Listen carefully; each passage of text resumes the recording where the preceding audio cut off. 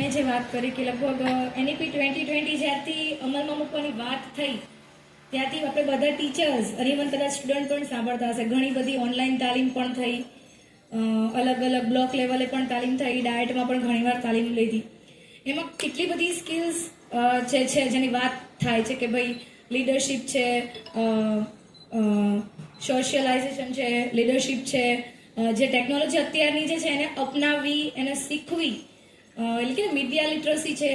ઘણી બધી એવી સ્કિલ્સ છે કે જે ટીચર્સને તો કદાચ ખબર હોય કે ક્યાંક ને ક્યાંક સોશિયલ મીડિયા થ્રુ એમને ખબર પડે છે, પણ આ જે એકચ્યુઅલી જે મેઇન જે છે ને બાળકોને કેવી રીતે પહોંચાડવી, જે આપણું ગવર્મેન્ટનો આપણો ધ્યેય છે કે ભાઈ અત્યારે જે ક્લાઇમેટ ચેન્જ થાય છે આપણે જોવી જ છીએ કે એકદમ ગરમી વધારે પડે છે, કે એકદમ ઠંડી વધારે પડે છે, એકદમ વધારે વરસાદ પડે છે, જે આપણા SDGના ગોલ છે, જે આપણું મેઇન ધ્યેય જ છે કે આપણે જે એન્વાયરમેન્ટમાં રહી છે એને આપણે બચાવવી છે, એ આપણી મેઇન સમસ્યા છે. આપણે બધા જ જ્યાં પ્રોજેક્ટ ચાલી રહ્યા છે એનું મેઇન એક ધ્યેય છે કે આપણે આગળ વધવાનું છે, પણ સાથે આપણી જે એન્વાયરમેન્ટ છે એને સાથે લઈને વધવાનું છે.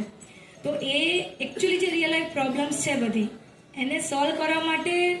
શું કરવું, કોણ કરશે? પ્રોબ્લેમ્સ છે આપણે જ ઊભી કરેલી છે, અથવા કહી શકાય કે આપણે અગાઉના પેઢીએ ઊભી કરી છે, પણ અંતે પરિણામ તો આપણે બધાય ભોગવાના થશે. કદાચ અમારી કરતાં વધારે આગળની જનરેશનને ભોગવાના થશે એના જે પરિણામ હશે. હવે સારા પરિણામ કે ખરાબ એ આપણે જોઈ જ રહ્યા છીએ કે ભાઈ અત્યારે બહુ જ પ્લાસ્ટિક વેસ્ટ આપણે આસપાસ જોઈએ છે બધું. તો આ બધી જે પ્રોબ્લેમ છે પોલ્યુશનથી માંડીને બધી જ, એને સોલ્વ કોણ કરશે? કોમ્પ્યુટેશનલ થિંકિંગનો મિનિંગ જ એ છે, જે આપણો કહીને કે આ ધ્યેય આપણો શું છે કે આ બધું આપણે સોલ્વ કરવું છે, પણ શરૂઆત ક્યાંથી થશે? તો અમે જે આખી જે પ્રોસેસ, અમે આખી જે જર્ની કરી એમાં આખું પ્રોબ્લેમ શું છે, નાની નાની પ્રોબ્લેમ, આજે બચ્ચાઓએ જે શેર કર્યું બરાબર, એ લોકો જ વિચારતા થયા ને કોમ્પ્યુટેશનલ થિંકિંગ એમને શીખવું એમના ટીચર્સ પાસેથી, અને પછી એમનામાં બધી સ્કિલ ડેવલપ થઈ છે. પર્ટિક્યુલર ના કહી શકે કે એનામાં લીડરશિપ ડેવલપ થઈ છે, અથવા એનામાં સોશિયલાઇઝેશન ડેવલપ થયું છે, અથવા એનામાં ટેકનોલોજી લિટરસી ડેવલપ થઈ છે. એવું એક નથી, ઘણી બધી સ્કિલ્સ જે કોમ્પ્યુટેશનલ થિંકિંગની અંડર આવે છે એ દરેક બચ્ચામાં અને એવું કહી શકે દરેક ટીચર્સમાં ડેવલપ થઈ છે. કેમ કે સ્કિલ એક એવી વસ્તુ છે કે જે કિતાબ વાંચીને નથી આવી શકતી, પુસ્તકો વાંચીને તમે સ્કિલ ડેવલપ નથી કરી શકતા, એ તમારા અનુભવથી આવે છે. અને એમાં ખાસ કરીને જ્યારે એવું કહી શકાય કે પ્રાઇમરી સ્કૂલ્સના ટીચર્સને એવું જ માનવામાં આવતું કે બસ એ ખાલી કિતાબ જ પઢાઈ શકે, એવું કોઈ આમ ટેકનોલોજી વાળું ભણાવવું, એવું તો હું માનું છું ત્યાં સુધી કદાચ કોઈ અગાઉની પેઢીના ટીચર્સ વિચારી નતા શકતા એમ. પણ હવે જે અમને આ પ્રોજેક્ટ અંડર જે અમે ટ્રેનિંગ મળી છે એ ઉપરથી અમારી આસપાસના જે પેરેન્ટ્સ કે જે એકદમ એવું કહી શકાય કે હાઈ લેવલની સ્કૂલ્સમાં લાખો રૂપિયા ફીસ દઈને એમના સ્ટુડન્ટ્સને મોકલે છે ને, તો એ ક્યારેક અમારા સ્ટુડન્ટના સ્ટેટસ જોવે ને તો એમ કે છે કે આ કોમ્પ્યુટેશનલ થિંકિંગ તમે તમારી સ્કૂલમાં શીખો છો, ગવર્મેન્ટ સ્કૂલના બાળકોને. અને એ લોકો અત્યારે છે કે આપણે સાંભળ્યું કે બધા નેશનલ કક્ષા સુધી જાય છે, તો કેટલી બધી ફીસ દઈને અને વિધાઉટ ફીસ દીધા વગર એકચ્યુઅલી બાળકોની અંદર આ બધા જે કૌશલ્ય ખીલ્યા છે એનું આપણે એવું કહી શકાય કે એનું બીજ કોમ્પ્યુટેશનલ થિંકિંગની આખી પ્રોસેસ છે કે જે અમને શીખવામાં આવી છે. અને એવું કહી શકાય કે આ એક એવી પ્રોસેસ છે કે જે કેવું કે આ કેવી વસ્તુ છે કે અનુભવ દ્વારા મળે. હવે અમે લોકો તો ચલો મોટા થઈ ગયા, અમારી વખતે આ વસ્તુ નથી એટલે અમે અત્યારે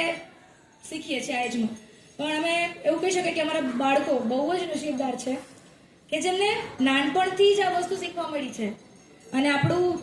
સાયન્સ એવું કહે છે, સાયકોલોજી, કે જો સબકોન્શિયસ માઇન્ડમાં પહેલેથી કોઈ વસ્તુ નાખવામાં આવે ને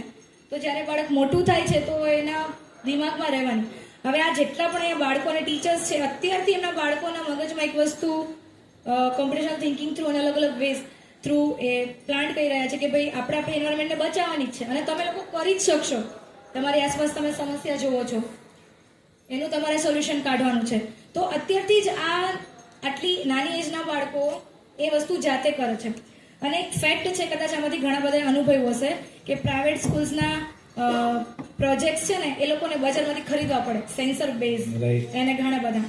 હું ગર્વ સાથે કહી શકું કે આપણા દરેક સ્ટુડન્ટ્સ અને ટીચર્સ એ મોંઘા 2 થી 5 હજારના પ્રોજેક્ટ્સ જાતે બનાવે છે, આપણા students and teachers. A all thanks to આપણી જે એવું કહી શકાય કે 21st સેન્ચુરીની સ્કિલ્સ છે અને આપણું જે આખો પ્રોજેક્ટનો ઇનિશિયેટિવ છે કે જે આપણી ટીમ છે ક્વેસ્ટ અલાયન્સ કે જેમણે બહુ જ બેઝિકથી બાળકો અને ટીચર્સને એટલું સરસ રીતે શીખવું છે કે આ બાળકો કદાચ 9મા 10મામાં કોઈ બીજી ગવર્મેન્ટ સ્કૂલમાં જશે ને તો ત્યાંના ટીચર્સને પણ નવાઈ લાગશે કે આ તો ગવર્મેન્ટ સ્કૂલમાંથી બાળક આવ્યું છે એ આટલું સરસ પ્રોજેક્ટ કરી શકે છે અને રિયલ લાઈફ સમસ્યા વર્ષોથી જે ચાલી આવે છે પણ એની આજુબાજુ જે આ બચ્ચા ડિસ્કસ કર્યું અને અહીંયા જે બધા પ્રોજેક્ટ છે કે એકચ્યુઅલી જે અત્યારે 21st સેન્ચુરી જે સ્કિલ્સ તો છે જ કે જે આપણે ડેવલપ કરવાની જ છે પણ જે રિયલ લાઈફ સમસ્યા છે એ જાતે સોલ્વ કરવા માટે રેડી છે. તો ઇટ્સ ગુડ. હું એવું માનું છું કે એક બીજનું વાવેતર થયું છે અમારા બાળકોમાં ઇવન અમારામાં કે અમે તો આ બધું આગળ લઈ જ જશું અમારા નેક્સ્ટ દરેક બેચીસ અમારી જે હશે ને